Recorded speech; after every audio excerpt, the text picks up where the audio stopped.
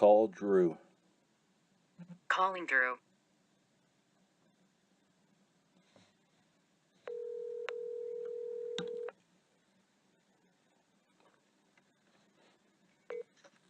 Good morning. Good morning. Welcome to episode 3 of Making Fun, the podcast that celebrates mediocrity, where our slogan is, it's good enough for who it's for. How you doing? It's good enough for who it's for. I'm doing good. How about yourself? Oh, man, these early mornings podcasting. For you, it's early morning. For me, it's a late night. I know. I get up every morning this time, but, one of these days I'd like to sleep in before I die. It takes time before you can do something like that. So, you wanted to talk about alternative gardening techniques. Yeah. For people that don't have, enough space to have a full garden or stuff like that, a lot of people think you have to have a full, 20 feet by 40-foot garden, and you don't have to have something that big.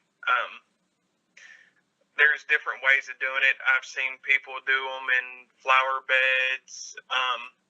My goal this year is that I'd like to do some tomato plants and bell pepper plants in 5-gallon buckets. Cool. All right, hold on before you derail me. Let's do our other shtick of options that we want. Topics. All right, hold on. Let me refer to my notes. I'm glad you're so good at keeping notes because I'm not. This is the only way I can do this. If I have to talk something out, I have to have it written down.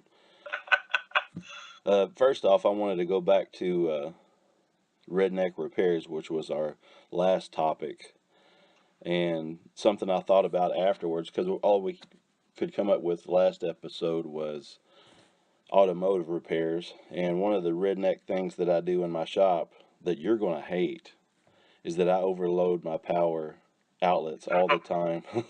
And I was thinking about that the other day because I've been trying to run some electricity to machines so that I'm not dragging an extension cord around all the time and plugging them in.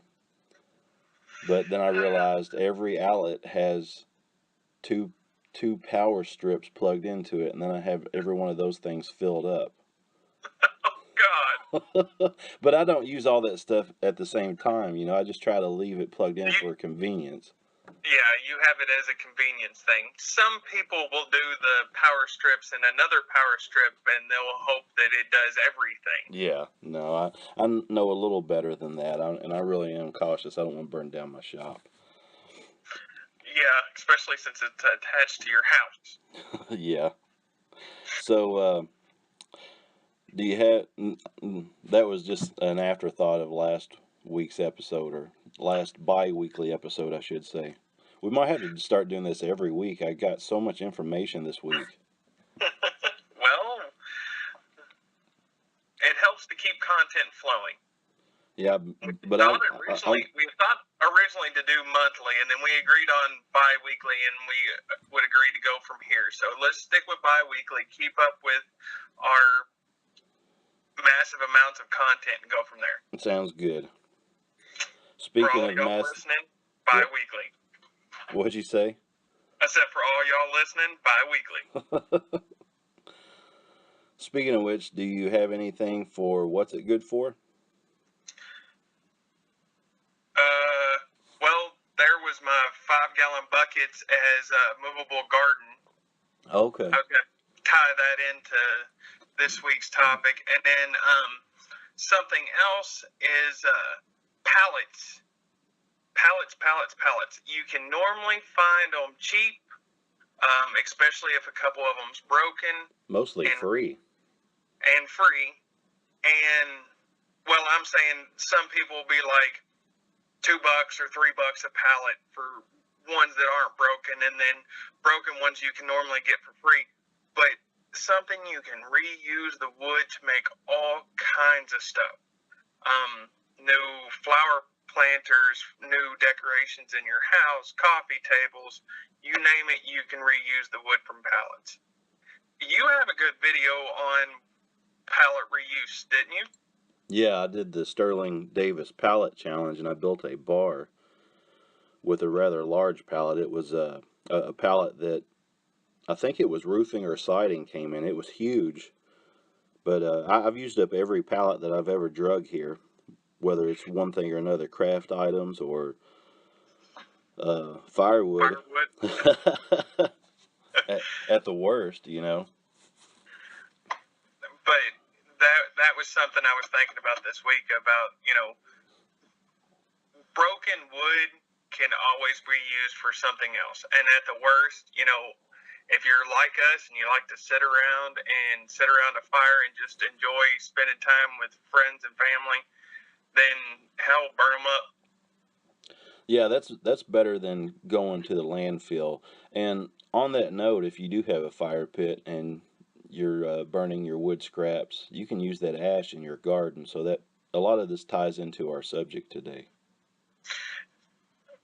Ash is very good in a garden. It helps to fertilize and neutralize, or to nourish the soil. Neutralize the soil. All right. That's definitely not what you want. What's some of the stuff you've been working on? Well, hold on. I didn't get to talk about my what's it's good for. What's it good for? What's it good for? Kind of the same lines that you were talking about, and it also fits into our topic, is sawdust and wood chips. And I'm gonna reference that later on when we start talking about our topic. But you can lay down heavy layers of sawdust as weed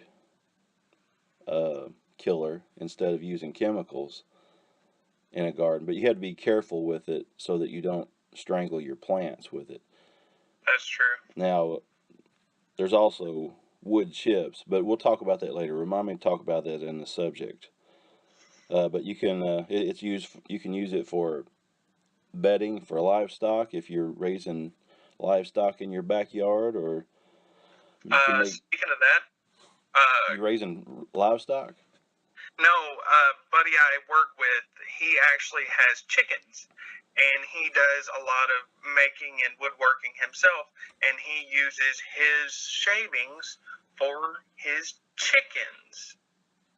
Bedding for chickens? Yes. I've actually never heard of somebody using them for chickens, but for larger animals, and some smaller animals too, like rodent pets. Well, he doesn't use it for the bedding as much as he just puts it down on the floor in the coop, but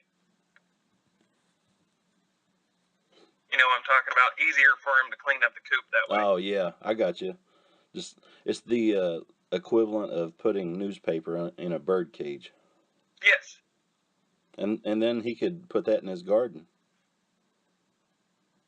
I don't think he gardens. Oh, okay. He's just got too many irons in the fire for that. I know all about that. I bet you're creating all kinds of wood chips with that lathe you got. Yes, and that's why I Broughtonism. Smacked by the Broughton bus.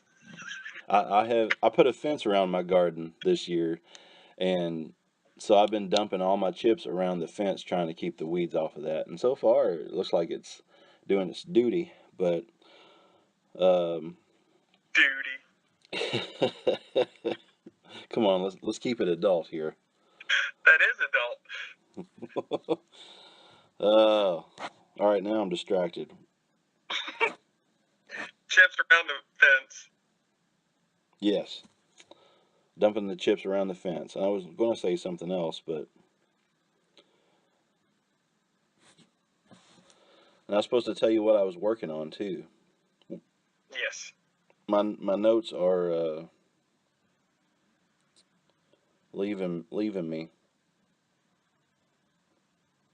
Oh, I have a video coming up the 7th. It's a guitar repair video, the one I talked to you about a while back. I finally got that edited. I actually have quite a few videos in the can. I just don't have them all edited. And I am doing a lot of stuff out in the shop but I'm not recording it, and I really need to start doing that because every time I finish something, I'm saying, "Oh, I should have made a video of that." Yep. I'm not seeing in my notes what I worked on. I thought for sure I wrote it down. I couldn't think about it. The factor of working on videos, I have all kinds of stuff recorded. I just don't have any software yet to. What are you waiting on? That's what I keep lacking. Good I'm a third grief. shifter, and half the time I don't ever remember what I need to do that day that's important. Or you could have ADD like me. That's very true.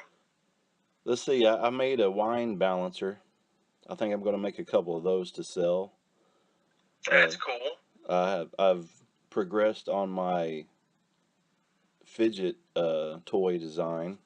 And man, the fidget spinners are blowing up. Everybody is talking about those on the Facebook groups and Yeah, I've noticed on that. YouTube. If you're a maker, that's something that you could probably make and make a couple bucks at anyway, especially if you have a CNC machine. Yeah. Um, I've seen guys with CNC machines and 3D printers yeah, doing a lot of them. but really, if you have a bandsaw, you can knock a few out. A bandsaw and a sander, and just get your bearings. But my fidget isn't going to be a spinner. It's going to be something else. So you said a bandsaw And a sander. a sander to get your bearings, or to get, and then you need to get bearings? And then you need to get bearings. Did I say to get your bearings? Yeah. I don't have the skills to make wooden bearings, no. I was like, what? I'm trying to think of what else I've worked on. I played with my welder. Oh, nice. And but after I sent you that one pic that I posted on Instagram about the little circle with the splines off of it. Yeah. It's been raining every day, so I haven't been welding because I'm only welding outside right now. That's understandable. You don't have as much room in your shop as I do in mine. Right. So just because you've got 100 tools in your shop. It's mostly junk. Don't be fooled. I didn't say they worked. Yeah, most of them work, but they're surrounded by junk.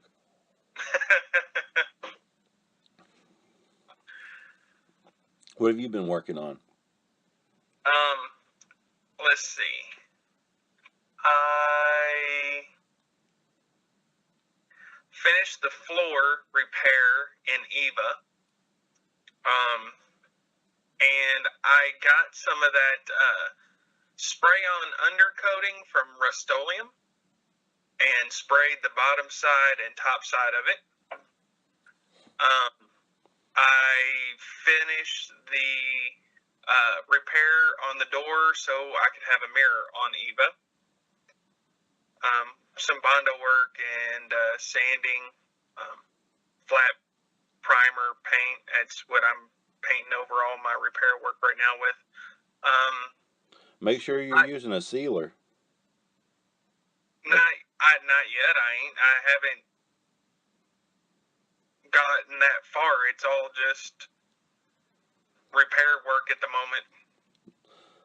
Well, I'd strongly caution you to use a sealing primer while you're working, because the longer you let it set, because primer is porous and it lets moisture in, and it will let the metal underneath rust, and the variation in the temperature in the shop will push moisture through that. Variation in the temperature in the shop. Oh, you have climate control in your shop, don't you? Mine's climate control. All right, I'm still warning you. Beware of the humidity. Then what else do I have? Oh, I started on lights. I have 2 headlights and 1 tail light so far. Well, congratulations. That are working. I have high beams and low beams working. And I do have the dash lights for the speedometer working. that's not as important, but good to have. Well, coming from the point that none of it had the wiring initially or I had no switches and no wiring to that, I'm doing pretty good. I mean, let's be honest. You're not going to be doing Mach 10 in that thing. No, I'll be lucky to do the speed limit. Oh, speaking of cars, I was listening to Reclaimed Audio podcast the other night, and there is a challenge that we should get in on. Now, if I can remember the name, because I didn't write it down, I didn't have my notebook. I think it's Bug Tech is who is doing the challenge. He's a guy who makes shifter knobs. Okay.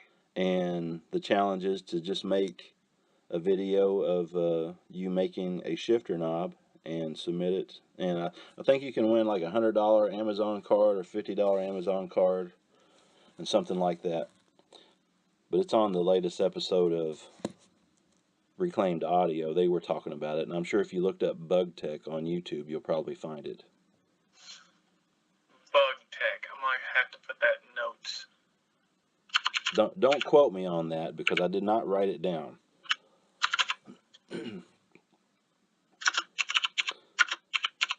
Wow, are you on a typewriter?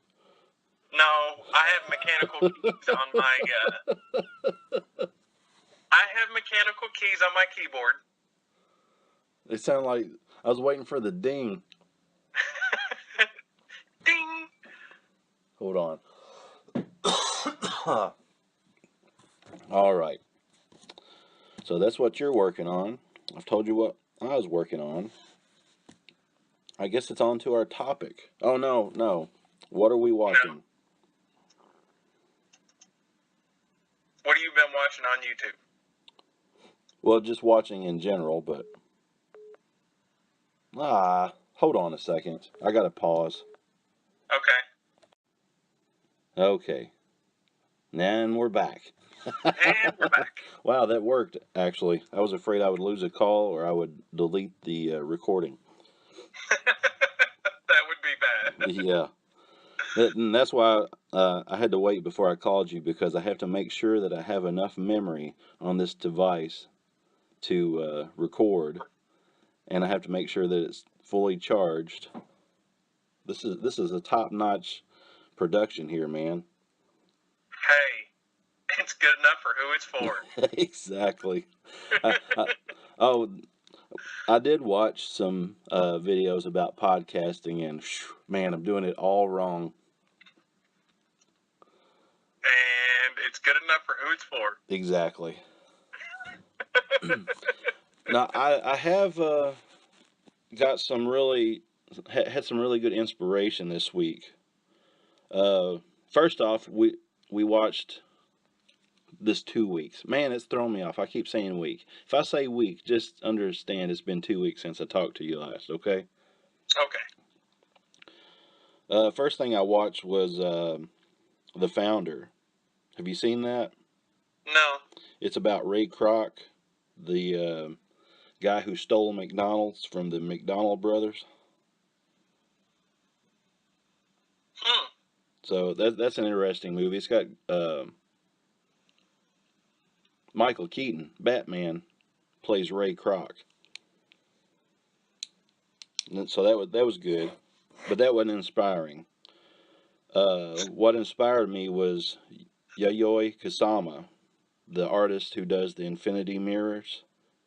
They call her the polka dot princess, and I was just really inspired by her work, and she has a show coming to Cleveland in 2018, and I want to go see it. So I've watched a lot of those, and it wasn't on YouTube, but it was on an art podcast I listened to. I don't know how to say the name. John Francos Millet. Anyway, the painting was The Gleaners, and it's kind of a gardening thing, but it's basically this huge portrait of these peasant women that go out into the field after the crops are gathered, and they pick up the leftover grain and things like that. But if you're into artwork, check out The Gleaners by Millet. Is that how you say it? Millet? You're asking the wrong person. I know it. But that really inspired me this week. It really pushed me towards making more art within what I'm doing, because that's what I want to do. I want to make art. I want to, whether it's performance art through video or just artwork in general. I have a tendency to focus on myself in the videos, and I'm trying to get away from that and trying to focus on what I'm doing more. And yeah. It doesn't hurt to talk to your audience, though. What does that mean? Some of your videos, you don't talk at all. Oh, to explain yeah. what you're doing. Believe me, I understand the wanting to show who you are artistically. I think all of us siblings have that issue. Well, I have plenty of videos where I talk, and now I'm still developing a style. I mean, I'm 74 videos in. I guess I've always been a late bloomer. It's taken me a long time to really find out what it is I want to make as far as videos go on YouTube. I think it's coming together pretty good. Now, if I can just up my production quality, I might be doing okay. It takes time. Yeah, especially if you're making videos and you don't have any editing software. Yeah. Takes a lot of time. I'll get there eventually. What are you watching? Or what's inspiring you? Let's see. Reruns of Star Trek Voyager. Oh, well, that's pretty good. From my childhood, I guess it really does. Sometimes that does inspire me for the simple fact of more of the scientific part.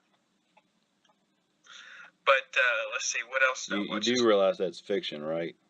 Yeah, I know. Okay. Just making sure. Yes, I know it's fiction.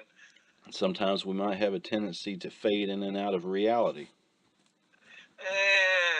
Yes. I'm not Grandpa yet. we might get hit by bouts of Broughtonism by the Broughton bus, but no, I'm not Grandpa yet. Let's see. Still watching a lot of Alex Steele. He made a kukri the other day. A kukri? What's that? It's a knife. Okay. I watched the kukri video from him the other day. I watched this past week he's been working on making a bunch of hammers for orders. I seen the thumbnail for that. Like 21 hammers or something? 70 some hammers. 70 some hammers. Wow. Let's see. Wrangler Star just got a new jet lathe with a variable frequency drive on it, so he can adjust the speeds and stuff easier. Watch that video. Samurai Carpenter built a really nice chest for Alex Steele, because Alex Steele built the large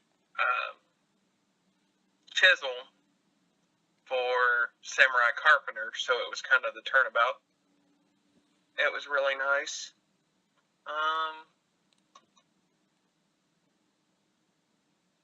Other than that, and trying to catch up on sleep, I don't think I really watched that much. Well, that was pretty good amount. Don't you think? I think so. Well, for 2 weeks. You need to step it up. You need to watch more YouTube, brother. Well, I will say this. I have watched a lot of random videos of repairs, schematics, and how the electrical circuit in Volkswagen Beetles is supposed to go. That makes sense. So that can make up for at least, I'd say at least 3 hours of YouTube right there. Sounds like it helped you out. It has. Now I just got to get the horn and turn signals working, but you have to have a working horn before you can get the horn working. just hang a bicycle horn out the window. So this is what happened. I check my wiring for the horn. I was like, okay, I've got hot, I've got my negative, and the negative is actually the switch wire for the horn. Okay. So the wire for the horn goes all the way down through the steering column and connects to the universal joint there at the bottom of the steering column. That's where it gets a ground from the steering box. Okay, so it goes all the way up and it goes to your button. The button has a brass ring on it, and then the steering wheel has a brass ring on it, and when you press down, the springs compress, and the one brass ring hits the other, and there's where your switch is made. Yeah. Then the brass ring, the outer brass ring, is connected to a wire that goes straight down to the horn. Well, I stick the horn on, all the wires are good, hit the button, nothing. Well, I've got power, so it took me 5 minutes to realize, you know what, maybe I don't have a good horn. so I took the horn off and was like, okay, and then stuck it to the battery. No horn. Horn's dead. I don't think I've ever owned a Beetle that the horn worked except for my 67, and it was an accessory button that was wired up to the outside. That's awesome. It was not the outside of the car, but outside of the system. It was a little yellow button that someone had put on the steering column underneath, so you had to slap the underneath of the dash when you needed to blow the horn. Well, I would like to have an authentic, not saying the horn itself has to be, but like the button in the center of the steering column. Yeah, I know what you're saying. Because I've got the Wolfsburg steering column, and I think that's cool, and I'd like to have that working. Right. I agree with you. It don't necessarily, like, you can pick up a horn, any 12-volt horn will work. Well, when I started messing with Volkswagens, I was 13 when I had my first one. So yeah. I didn't know anything. That's how I learned.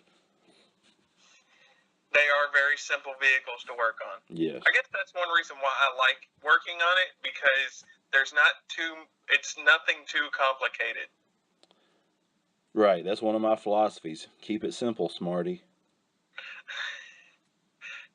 That's not what Mom used to tell us. Yeah, she called us stupid, but...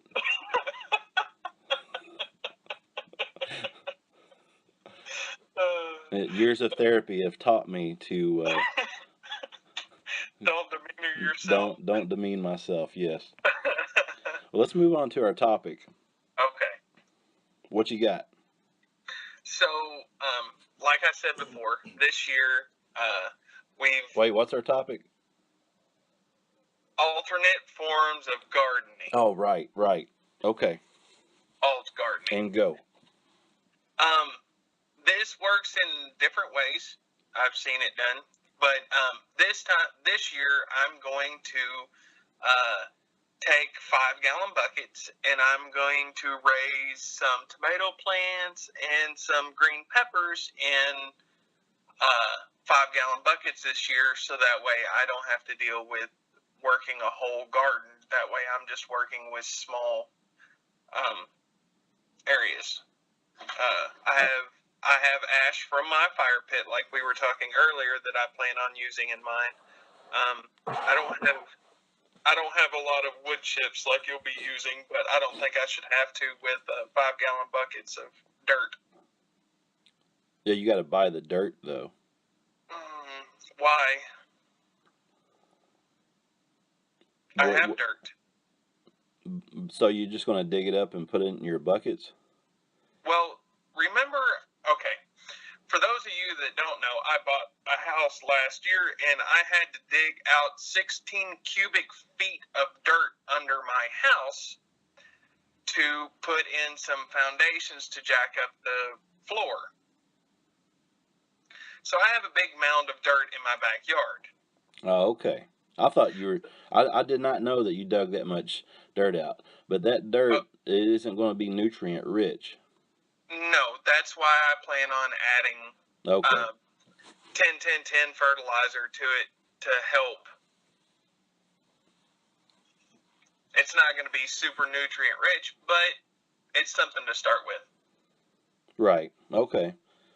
I get where you're coming from now. Now, are you just growing vertically? Or are you going to invert the buckets and grow them upside down like I'm a just going to topsy turvy? I'm going to do vertically this year, but the topsy turvy I thought about doing like that.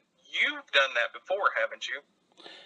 I did it one time. It actually worked pretty well. I got a bucket from work, and this was when I was in town, and I just had that little bitty porch area, and I wanted to keep the kids out of the tomato plants, so I hung them up, and it did pretty good. Now, what did you actually do? Explain to the audience. Well, first I got my bucket and I drilled a hole in the bottom of it, probably the size of that little ring that the injection mold leaves at the bottom of the bucket. I cut that out and I packed it with, like, I'd say a half an inch of wet newspaper, and I put my plant through that, and then I put potting soil in the rest of it, and that way you can just water it from the top and let it grow. It's basically the same thing as the topsy turvy, and I'm sure there's a million videos of inverting tomato plants on YouTube. I'm sure. I wonder if you could do bell peppers that way. I think that you can. I think you can do just about any viney type of plant that way. That's one of my favorite ways to garden is hanging gardens. I haven't done it yet. It could be laziness. It could be a number of things. But, I have my little electric tiller now, so I've tilled up my garden. Well, see, I got my buckets for free from work. Right. They were getting ready to throw them out, so I was like, hey, I would like to have some. Good for you, man. Good for you. There's a couple guys that normally snatch them up before me, and I've been trying to get more, but I got a few buckets this year. But we have one of those, what are they called? Those hanging flower shepherd's hook. And I was thinking, maybe I could try doing mine topsy-turvy on the shepherd's hook. If you have a small enough canister, when I used a 5-gallon bucket, and it was pretty heavy. I don't know if a shepherd's hook would hold it. Yeah, but does it have to have, I don't have to have 5 gallons of dirt. No, but when I was doing it, that was my thinking behind it. I have to fill this bucket up. Like, oh, this is heavy. Well, that's... And just for the record, I am not that great of a gardener. So don't take my advice about gardening. Some things that people need to think of, and this is what I'm gonna try to do as much pesticide free and herbicidal free as I can. I won't be using any herbicides whatsoever. Good for you, man. I'm so proud of you. But the pesticide thing, there are natural alternatives to using pesticides. If you use a mix of onion juice, a little bit of hot, like sriracha or habanero, just a couple drops. If you're using juice or some powder, you want to use a little of it. And then salt, water, and just a little bit of dish soap. And you can use that, and it'll keep most of your bugs off of your plants. I didn't know about the salt. I know your dad used to use a pepper water mixture. Well, he used pepper, water, onion mixture, and then we learned later on that a drop or two of dish soap goes a long way too. Yeah, I've heard that about the dish soap, and also putting mothballs around your garden helps keep pests out. Well, my idea behind this week's topic was it's that time of year where a lot of people are starting to get their gardens ready or have already started their gardens. And I figure, some people might be wanting to do gardens, and sometimes it's not too late. Like, normally you want to get your stuff planted before July 4th. Yeah. That's the old farmers. I learned it from old farmers. I don't know, but before July 4th. I just watch my neighbor and see when he starts planting stuff, and then I go plant things. I normally pick up the Farmer's Almanac every year to try to keep patterns of the weather and stuff, so I know what I need to be stronger on. And then this year will be my first year of doing a small garden. My if I do topsy-turvy. Well, next episode we'll talk about what I decide to do, and I should have already moved forward. Oh, one update from a couple episodes ago. Last episode. Did I talk about the weed eater last episode? Or Yeah. I don't remember.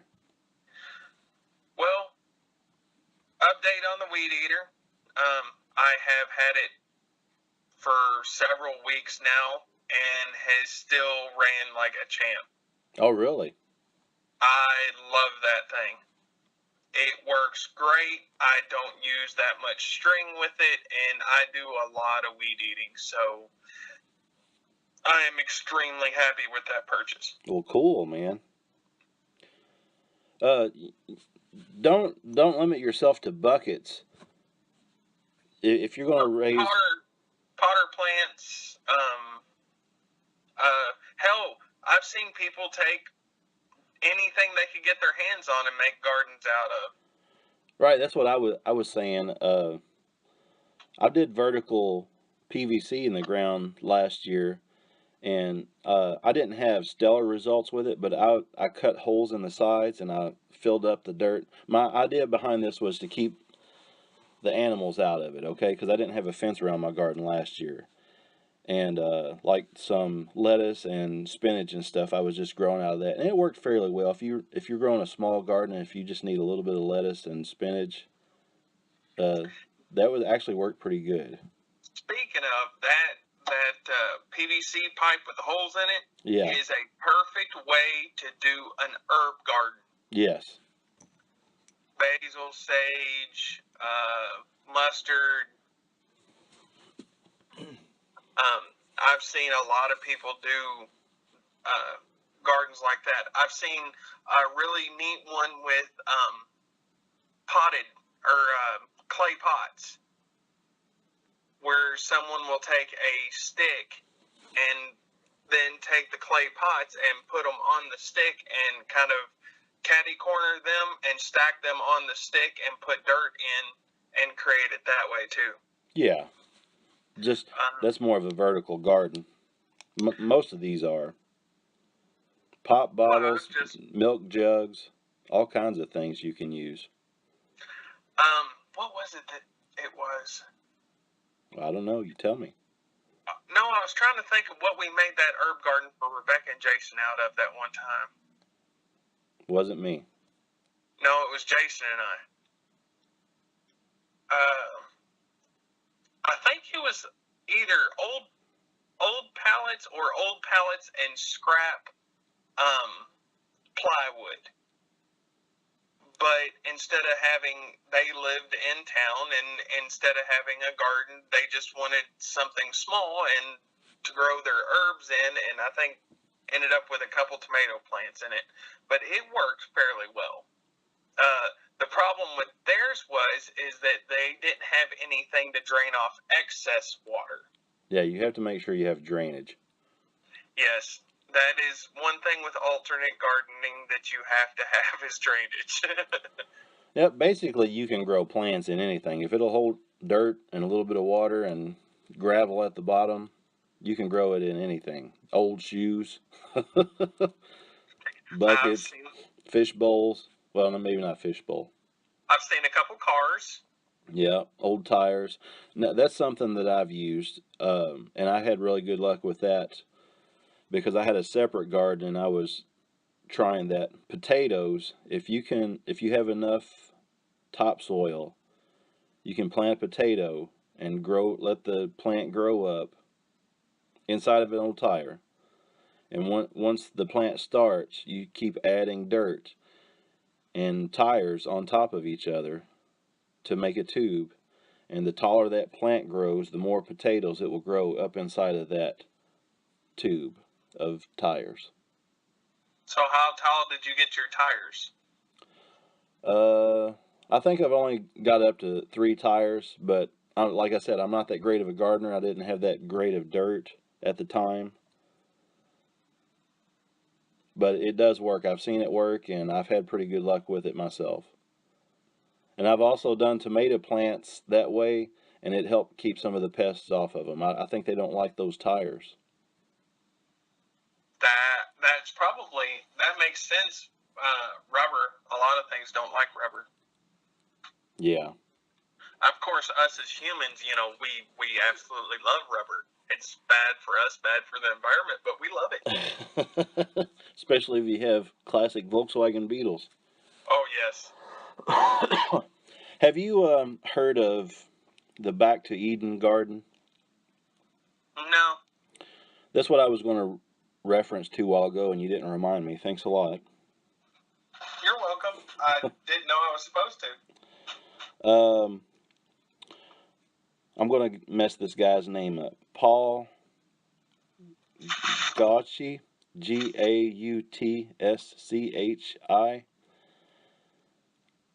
He doesn't have a YouTube channel himself, but he's featured on the L2 Survive YouTube channel all the time. And this is the guy who grows everything under wood chips.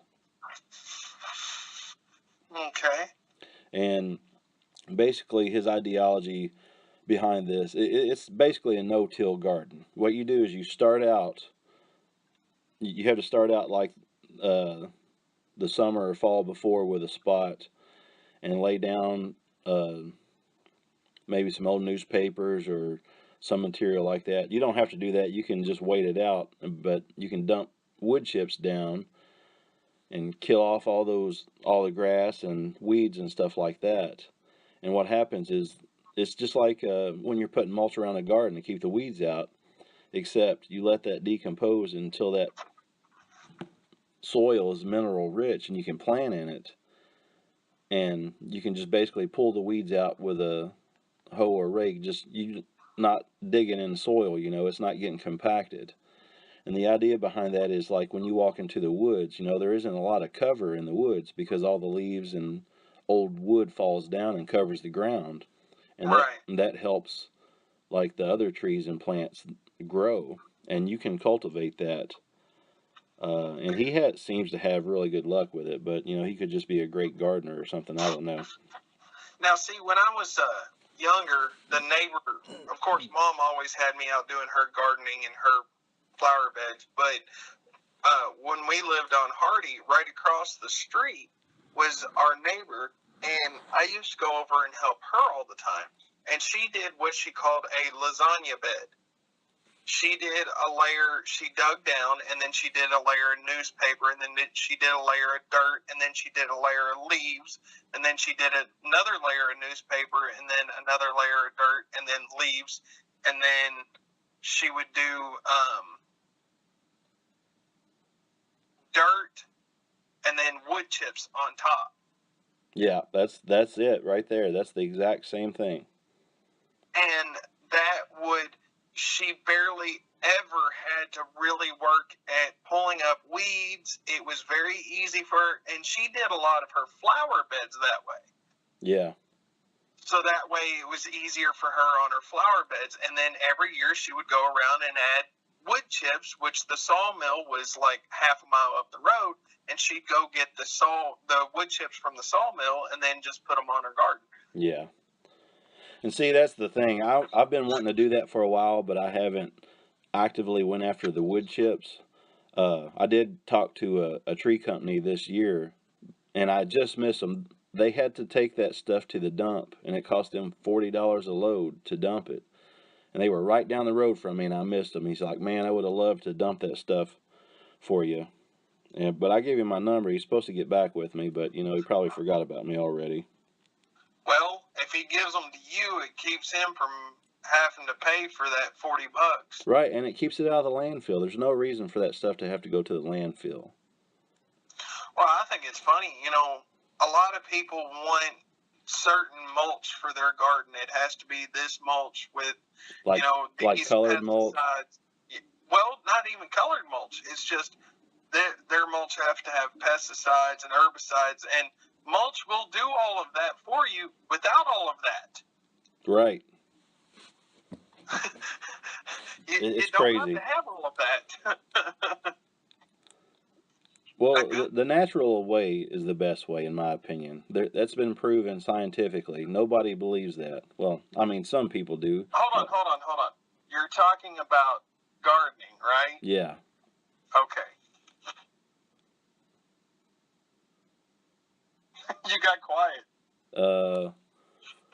What were you not understanding? I I don't want to see you in a naturalist form. What do you mean by that? You're hairy enough. I don't want to see you walking around without a shirt on. Okay. Naturalist, not nudist. I'm just messing with you. Although I did see a post on Facebook, something about May the 7th is Nudist Gardening Day. So we'll see what my neighbors think about that. Somebody's going to be standing out there with a Han Solo costume going, look.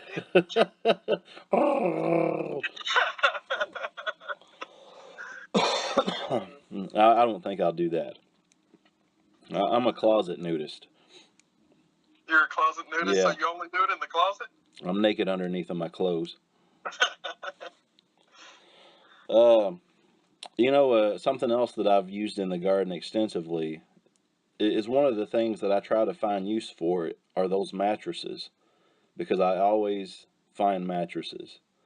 And, you know, that's a hard thing to upcycle.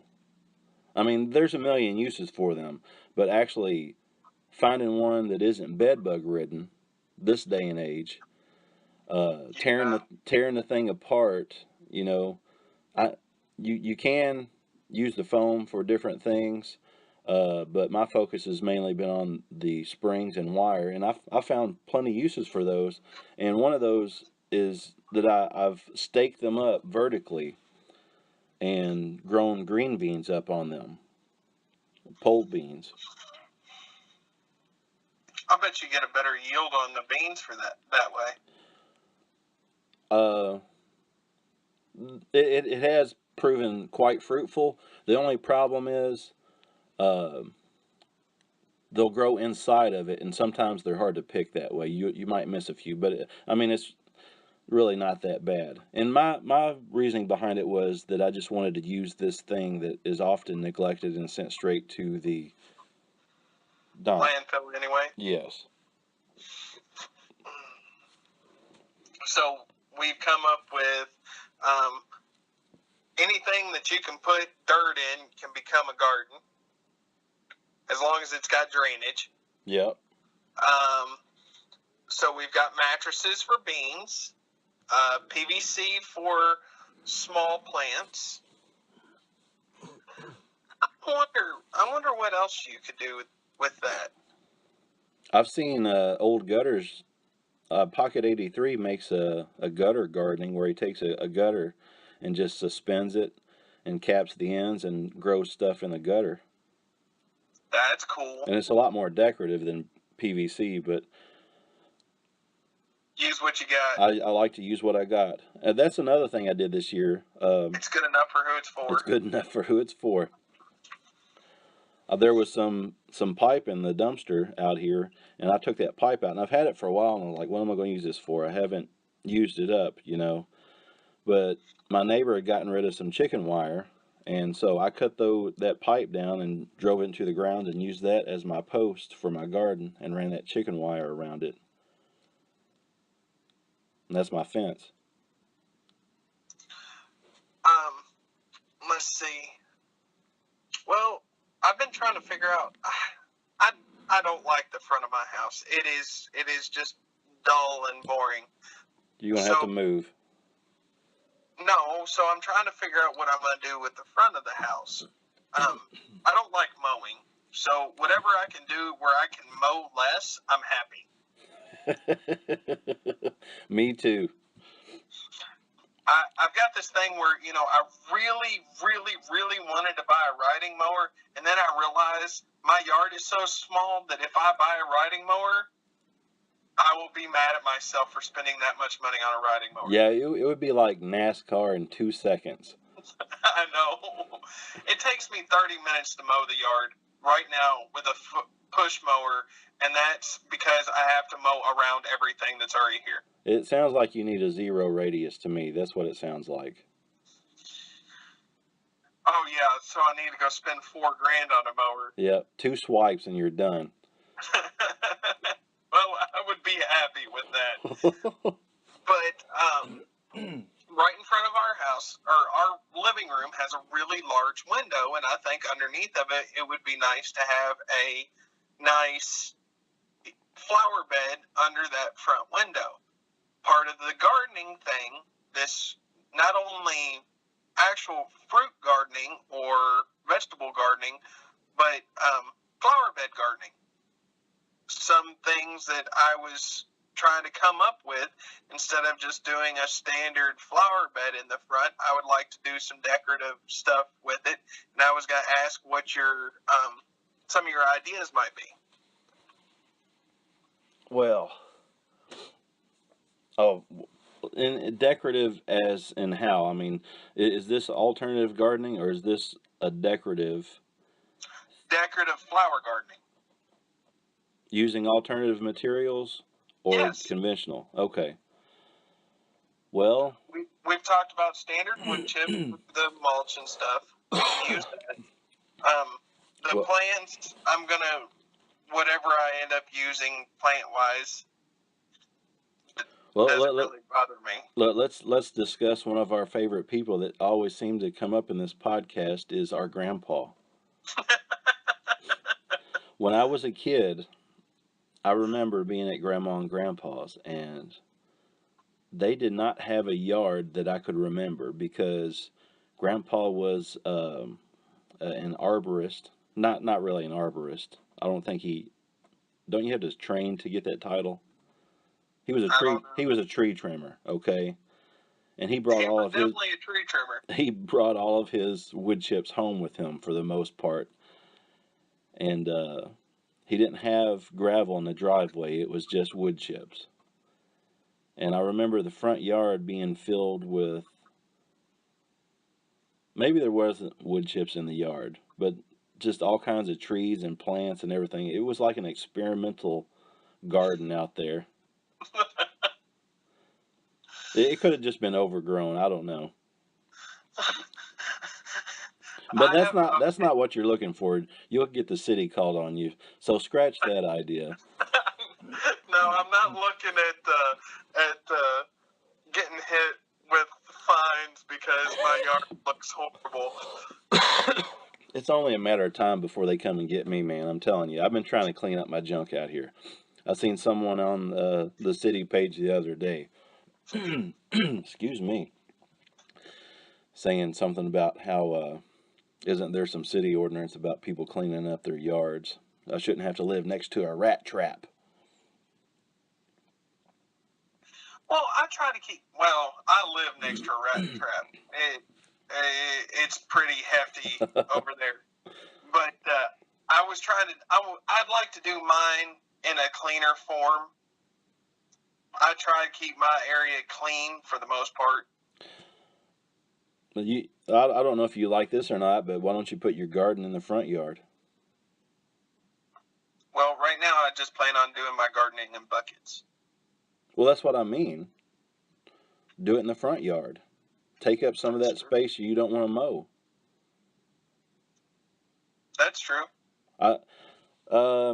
There was a documentary that I seen about a guy who did that. He lives in California somewhere, and he took I don't know if it was even a quarter an acre, but he planted food in every part of his yard. They used their own compost. They were very, very what's the word? Independent, or no, what's the word? Rotten bus. Wham. Wham. Brottenism. Self-sufficient. It's so much that they had community restaurants that came to them for ingredients for their restaurant every day because they didn't use any chemicals.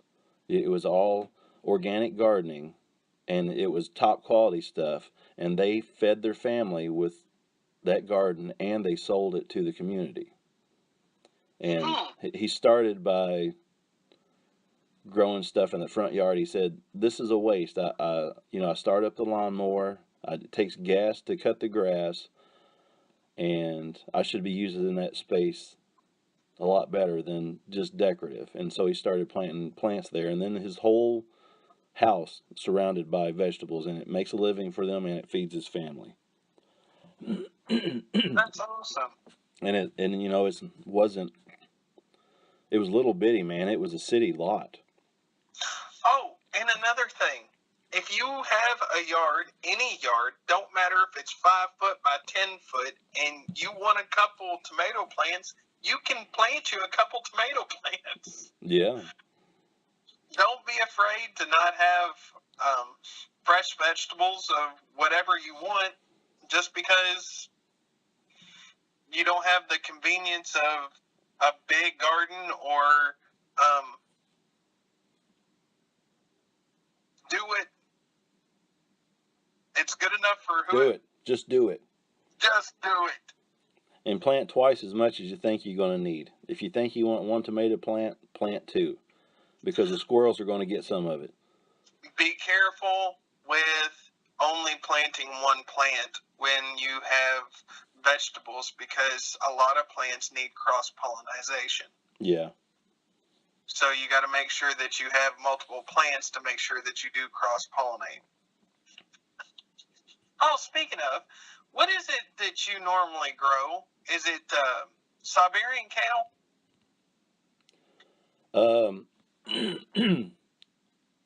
Let's see. I can't remember what I planted last time. I think it was Russian kale. I just ordered some red Russian kale this year. It was supposed to be dinosaur kale. They might be the same thing, just sold under different names. But okay. it was really hardy, and it's packed full of vitamins.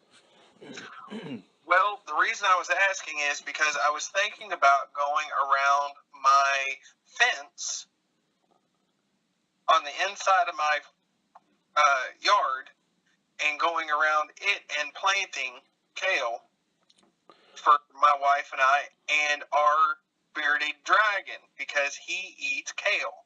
Do you like kale? Yes. Okay.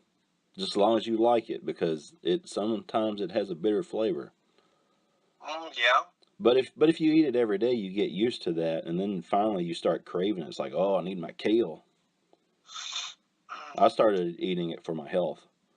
And you can use it alternatively for instead of iceberg lettuce. Oh yeah, I don't even eat lettuce anymore. Lettuce is a waste of time. I don't like lettuce that much anymore. It has no nutritional value. Now, I eat spinach or kale. I try to. If I get lettuce, it's because someone else gave it to me. I'm going to end up with a garden this year, a full garden by the time.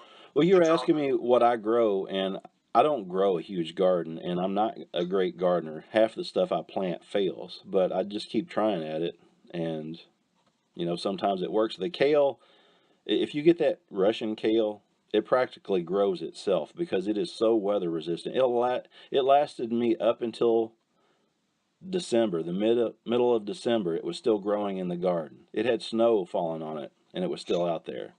And then it died off in the winter time, and then it came back the next year, and it lasted all up until the winter again. Now, I left that row out there. I'm curious to see if it'll come back a third year, but I did order some new seeds, some organic kale seeds. And the ones that I ordered are red Russian kale. Okay. Now, I didn't do good with corn last year because the squirrels took it all. If you're going to raise corn, you better keep the squirrels out of it. Yeah. Now I've got squirrels living in my trees in my backyard, so I know I'm going to have some problems. Yeah, you're going to have to cage it or grow 3 times as much or something. You always have to think about that.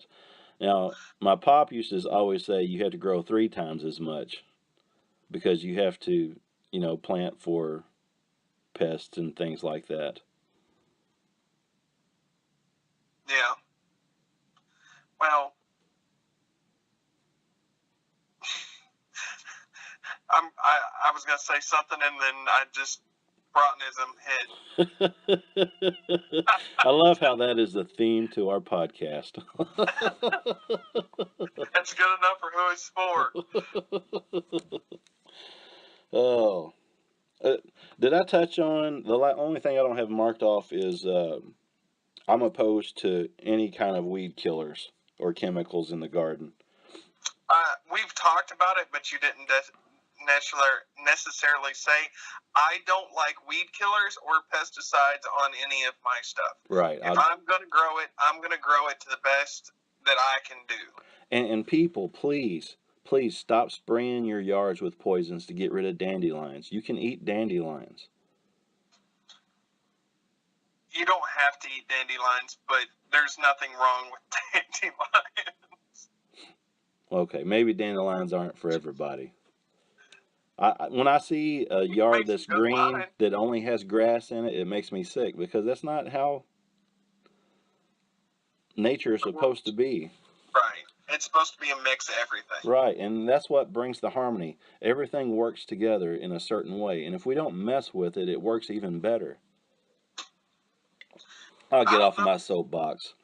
Somebody, they did some work on my road at one point, and someone seeded some grass in over to the side of my house, and it is so thick that nothing else can grow there. I've seen that. That's like shag carpet out there. It's like you walk on it, it's like a grass cloud. Yeah, it bounces when you step on it. I parked my little Honda on there, and I think it was wavering as I walked away. Well, it's hard to mow, and like I said, I don't like mowing anyway. So this last time I mowed, I've taken my mower deck down an entire inch this year. Because last year I got the house, and the guy before me didn't mow as much as I did I try to keep my yard down because you're like me, you try to kill it before it gets out of hand. Yes, there you go. I do not want to mow my grass twice in 1 week. So this last week I am down an inch. Hold up. Only mow it once a week, rake up the clippings, and put them around your plants. Yes, that is a great, great fertilizer.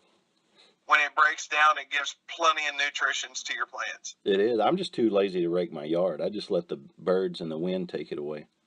My mower has a bagger on the back of it, which works perfectly. Well, you're set. And you only got like 5 foot of yard anyway. Well, I wish it was just 5 foot of yard.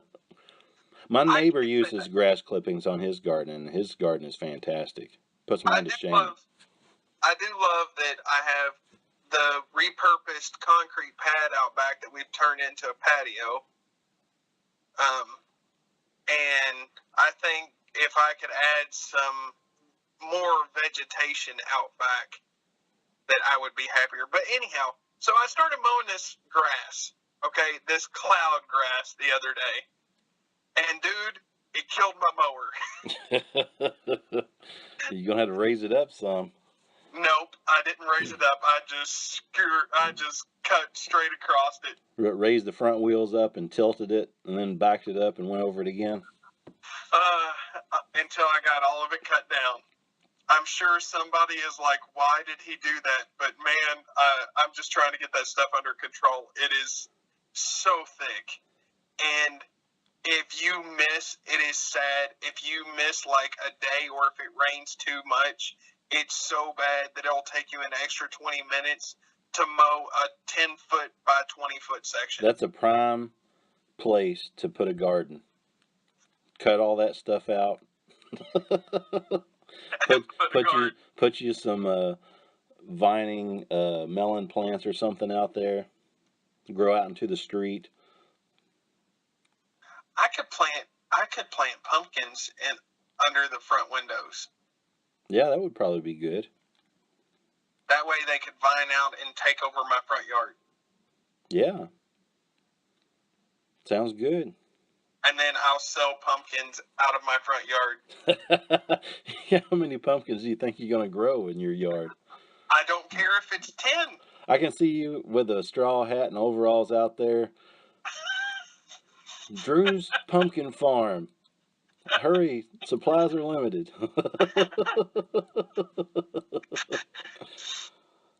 I just meant, the excess, I'll use a couple for me and then sell the rest of them. There you go.